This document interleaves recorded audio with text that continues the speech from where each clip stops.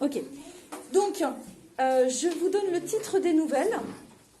Et à chaque fois, je vais vous donner, donc comme j'avais dit, un petit peu comme une bande-annonce pour vous inciter à aller lire la nouvelle. Donc la première nouvelle, là, ceux qui ont le livre, vous pouvez regarder dans le sommaire, s'appelle justement Auchan, d'où le titre du recueil. Donc dans Auchan, on a deux familles, les Tuvache et les Valin, pardon, je faisais un mix, entre Installe-toi Max. Donc les Tuvache et les Valin, ce sont deux familles pauvres qui vivent côte à côte avec des enfants à peu près du même âge. Or, un jour, ça se présente un petit peu comme dans un conte aussi, il y a un événement perturbateur. Il y a une riche dame qui s'arrête et qui voit les enfants et en fait, elle en crève d'envie d'avoir des enfants et elle n'en a pas. On vous explique qu'elle a de la fortune mais elle n'a pas d'enfants et que du coup, elle est finalement comme une femme la plus misérable du monde parce que ce qu'elle voudrait vraiment, elle ne l'a pas. Et en voyant ces enfants-là, les petits Tuvache et les petits Valin, qui jouent dans la poussière, qui sont crado comme tout, eh ben, elle a des envies maternelles qui lui montent et elle va proposer aux deux familles de prendre un enfant et de l'adopter. Et donc voilà, vous allez voir la réaction de la famille Valin et de la famille Tuvache. Et c'est ça que raconte cette nouvelle. Donc elle dure un certain nombre d'années, du coup parfois il y a des sauts dans le temps aussi, pour avoir la fin de la nouvelle. Oui. Mais pourquoi on ne fait pas d'enfant? Non, elle ne peut pas. Le couple est stérile. On ne vous dit pas si c'est lui ou si c'est elle, mais en tout cas, il ne peut pas avoir d'enfant. Alors après, le papa de Simon... Attendez, je vous raconte les nouvelles. Est-ce qu'on peut avoir moins de bruit? Oui. J'ai lu les deux nouvelles. Je peux lire les troisième. Tu as lu les deux premières, tu veux dire? Ah ben, je vais tout vous faire lire de toute façon. Alors, le papa de Simon, c'est une nouvelle que j'aime bien parce qu'elle va nous permettre d'aborder le thème du harcèlement. Donc, le problème du petit Simon, qui doit avoir, je ne sais pas, 8-10 ans, c'est qu'il n'a pas de papa. Ça veut dire que son papa, il a fait un enfant à sa mère et il est parti. Or, on est à quel siècle? Non, il est parti. On est à quel siècle? Non, là-dedans. 19e. Donc, chez Maupassant, au 19e siècle, une fille mère, comme on dit à l'époque, c'est-à-dire une fille qui n'a pas de mari, enfin une femme qui a un enfant qui n'a pas de mari, c'est catastrophique. Donc le pauvre Simon, il se fait harceler à l'école parce que les autres lui disent « t'as pas de papa, t'as pas de papa ». Et le harcèlement est tellement fort qu'il en conçoit quasiment des envies de suicide jusqu'à ce qu'il tombe sur un homme qui va l'aider. Voilà, je vous en dis pas plus. Histoire d'une fille de ferme. Alors, histoire d'une fille de ferme, mais après je répondrai à ta question Naël. Garde-la ou écris-la dans un petit coin. Histoire d'une fille de ferme, c'est la nouvelle la plus longue du recueil, à tel point qu'elle est même découpée en petits chapitres. Vous allez voir des petits 1 en chiffre romain, 2, 3, il n'y a pas de titre spécifiquement. Donc la fille de ferme, elle s'appelle Rose, c'est son prénom. Une fille de ferme, ça veut dire qu'elle va faire dans la ferme le même travail que le servant de ferme. Donc c'est en gros les gens qui travaillent à la ferme sans en être les propriétaires. D'accord? Ils reçoivent un salaire pour aider avec toutes les tâches possibles et imaginables. Donc c'est un travail très physique. Donc Rose, elle est toute jeune, toute pimpante, et elle est courtisée par un autre gars de la ferme qui s'appelle Jacques, si ma mémoire est bonne. Et donc le Jacques, comme on dit à la campagne, le Jacques qui dit à la Rose « Alors, quand est-ce qu'on s'embrasse ?» etc. Et plus, et plus, et plus. Et puis Jacques lui dit « Ah, mais on va se marier, t'inquiète pas, on va se marier, je l'ai déjà dit à tout le monde, on va se marier. » Et du coup, Rose, qui est un petit peu naïve, elle se laisse faire et elle tombe enceinte. Et là, vous imaginez bien le Jacques, bizarrement, pouf, pouf, pouf, il disparaît de la circulation. Et Rose se trouve avec un énorme problème, au sens propre, c'est qu'elle est enceinte et que si son maître, donc là pour le coup le propriétaire de la ferme, l'apprend, il va la renvoyer. Et là, elle se retrouve sans le sou, ce qui pour elle n'est pas grave, mais surtout pour son enfant à naître, c'est pas possible. Donc elle va devoir cacher sa grossesse. Donc alors on a des robes un petit peu larges à l'époque. Alors vous allez voir, elle s'en sort, elle cache le truc. Mais vous ne la dites pas que quand elle revient, donc elle revient parce qu'elle s'est absentée pour accoucher quand même, elle cache son enfant dans une famille bien loin, bon voilà, elle dit rien à personne. Mais quand elle revient, son maître, eh bien ma foi, la trouve fort à son goût. Parce qu'elle travaille comme une acharnée, c'est vraiment une vraie fille énergique. Et le maître, il se dit, bah dites donc, moi je suis veuf, j'ai pas d'enfant, la rose, bah, je l'épouserais bien. Et bah ça va poser des problèmes. Ça va poser des problèmes parce que la rose, elle se sent pas autorisée à épouser son maître. Alors ensuite, ma femme. Alors ma femme, si vous voulez, celle-là, vous pouvez ne pas la lire. Parce que c'est un sujet qui n'est pas forcément agréable à lire pour tout le monde. Il s'agit d'une femme qui aime les femmes. Et voilà, donc Maupassant raconte vraiment crûment son époque. Alors, j'ose espérer que vous savez que l'homosexualité existe depuis la nuit des temps, que même chez les Grecs du 5e siècle avant Jésus-Christ, c'est quelque chose dont on parle sans aucun problème. Et chez Maupassant, oui, c'est pas du tout un sujet tabou, du coup. Au contraire, là, cette histoire-là, elle parle d'un mari qui est malheureux comme les pierres, parce que non seulement sa femme le quitte, mais en plus, elle le quitte pour une femme. Donc, pas évident. Alors, si vous avez envie de voir comment on traite ce genre de sujet au 19e, si vous êtes curieux de voir comment on en parle, eh ben, vous pouvez la lire tout à fait. Alors, on est d'accord, on va être dans le misérable. À chaque fois, vous n'allez pas rigoler beaucoup à la fin des nouvelles. Bon, celle-là non plus, du coup. Le retour. Alors, le retour, c'est très drôle. Il s'agit d'un marin qui est disparu en mer. Donc, sa femme se croit veuve, évidemment. Elle se remarie. Elle a des enfants. Enfin, elle en avait déjà avec son premier mari. Et puis, tout d'un coup, le vieux marin disparu, il revient. En fait, il n'était pas mort. C'est juste qu'il a été coincé très longtemps. Et il revient. Et là, il y a un problème parce qu'il y a une femme avec deux maris, vraiment. Donc voilà, c'est ça que cette nouvelle raconte. C'est des choses qui arrivaient, parce que nous, ça peut nous paraître hors du domaine du réalisme, mais non, ça arrivait à l'époque. Divorce. Alors, divorce, vous voyez, c'est des thèmes d'actualité aussi au 19e. Donc, le divorce, c'est une nouvelle assez rigolote, on va dire. Il s'agit d'un notaire qui cherche sa femme, j'allais dire, sur Internet. Alors, Internet, ça n'existe évidemment pas au 19e.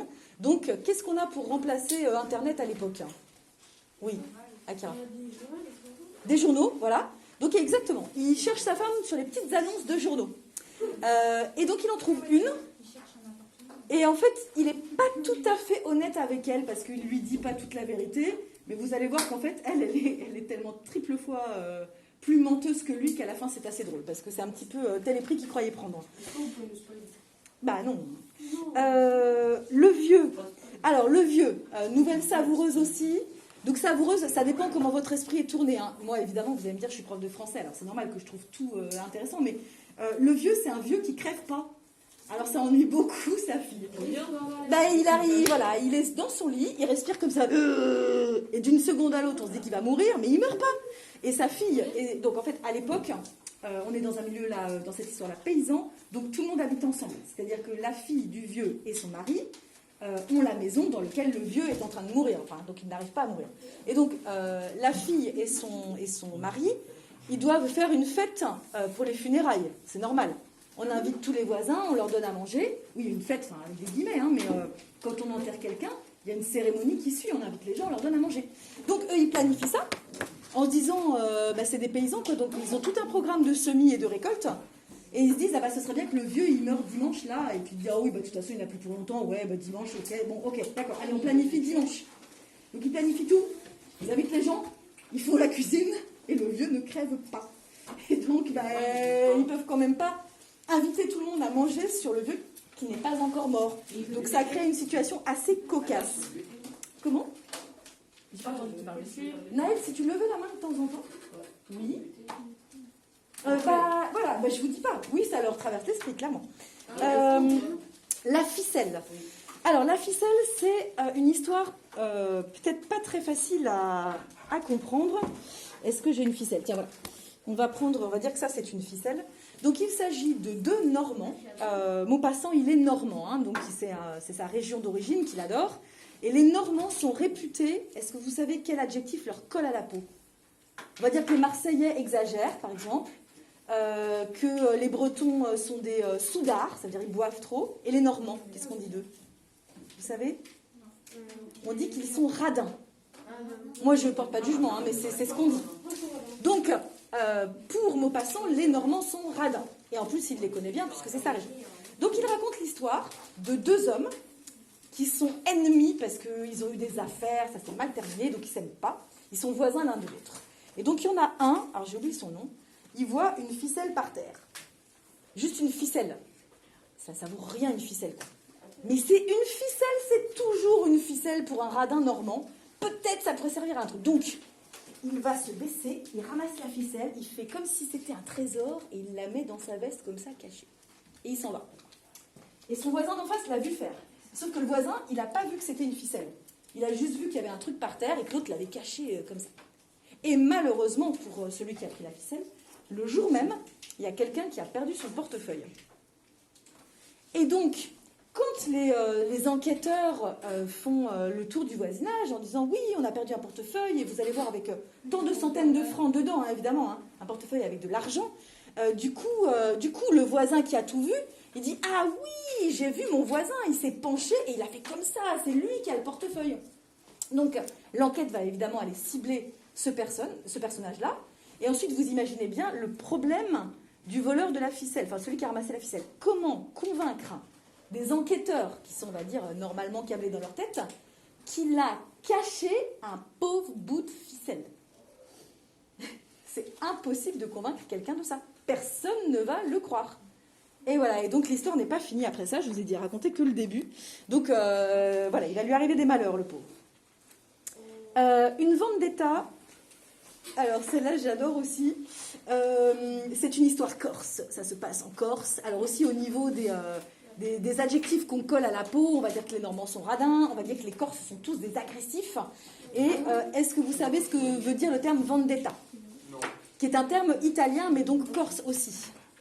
La vendetta, c'est la vengeance. Est-ce que vous avez déjà entendu des histoires de vengeance corse? Dans Astérix en Corse, oui. Et ben, donc là, c'est une histoire de vengeance corse. Donc on a au tout début un jeune homme qui est tué. En fait, c'est justement lui-même, il est déjà tué à cause d'une vengeance, parce que forcément la vengeance, ça ne s'arrête jamais en fait. Hein. Ça commence au niveau des parents, ensuite c'est les enfants qui se vengent, puis les petits-enfants, donc bon voilà. Donc au début de l'histoire, il y a un jeune homme qui est tué. Et donc, comme il n'a pas de frères et sœurs, c'est la seule personne vivante qui reste qui va devoir le venger, et il se trouve que c'est sa mère, qui est vieille. Et donc, comme elle est vieille, elle ne peut pas se venger elle-même. Elle n'a juste pas la force physique. Donc, elle va se servir... je ne sais pas si on vous le dit, mais on vous dit qu'elle est vieille et fatiguée. Hein. En tout cas, voilà, elle ne peut pas le faire elle-même. Donc, elle va entraîner son chien. Et elle va entraîner son chien, ça j'adore, avec du boudin. Boudin? Oui, du boudin noir. Qui a déjà mangé du boudin noir? Oh, c'est bon, Voilà. Et bien donc, elle entraîne son chien avec du boudin noir, et je vous garantis que la fin de l'histoire vaut le coup qu'on la lise. La main. Alors, la main, c'est une histoire qui est un petit peu à cheval entre le genre réaliste et le genre fantastique. C'est-à-dire qu'il y a des choses qu'on ne comprend pas très bien, et on pourrait se dire, tiens, mais c'est surnaturel. Et en même temps, à la fin, le personnage conclut que non, il y a une explication tout à fait rationnelle. Donc, bon, c'est un peu entre les deux. Donc, c'est l'histoire d'un juge, c'est lui qui parle, qui est le narrateur, se rend chez un ami. Et cet ami, il vit dans une énorme demeure magnifique. Il a des trophées au mur. Vous voyez ce que c'est qu'un trophée? Des têtes d'animaux, voilà. Et il a un trophée un petit peu bizarre, qui est une main d'homme coupée, qui pendouille au bout d'une chaîne. Et en plus, comme elle est là depuis un moment, la peau est un peu dégoûtante. Enfin, vous voyez, elle a vieilli, quoi. Mais c'est sur lui, madame. Oui. Et donc, un jour, on trouve le propriétaire de la maison mort et la main a disparu. Donc, c'est bizarre. Voilà. Et enfin, heureusement, le recueil se termine par une nouvelle plus légère. Il s'agit de la nouvelle qui s'appelle Le Bonheur. Alors, heureusement qu'avec un titre comme ça, c'est plus léger. Donc, Le Bonheur, il s'agit d'une histoire d'amour. Je ne peux pas trop vous en dire quoi que ce soit parce qu'elle est extrêmement courte. Il s'agit d'une fugue amoureuse d'une jeune fille. Et voilà, je ne vous en dis pas plus. Est-ce que vous avez des questions? Je continue à enregistrer parce que, après tout, les réponses aux questions peuvent peut-être donner des indications aux 6 absents. Et oui, et vous, si vous voulez réécouter ça au moment où vous lirez, du coup, comme ça, vous pourrez.